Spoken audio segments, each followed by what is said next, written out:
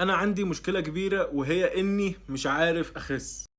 طبعا دي مشكلة كبيرة بدأت معايا من اواخر 2021. تمام، انا اولا للي ما يعرفش شكلي قبل كده، ده شكلي قبل كده. كنت 85 كيلو وكنت بلعب كورة وكنت حارس مرمى وكنت بص صبح وليل تمرين وجيم وبتاع وحوارات كتيرة قوي.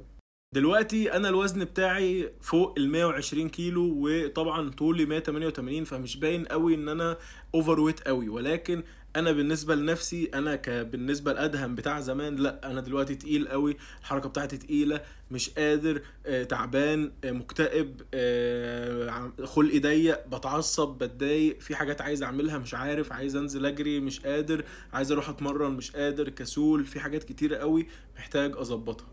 فانا قررت ان انا ارجع ادهم محفوظ القديم ولكن بشكل مختلف شويه، هو اني حطيت نفسي قدام الامر الواقع. كل يوم هنزل لكم فيديوهات بقى من الجيم، ولسه بقى عايز اختار الجيم المناسب ليا بنسبه 90% انا مختار. وبرضو الدكتور طبعا بتاعي هقول لكم عليه الفتره الجايه، اللي اشوف لو هو حابب ان اسمه يتقال او ان انا اصور معاه فيديوهات الفتره الجايه، هل ده هيبقى مناسب معاه ولا لا. اتمنى يكون ان شاء الله.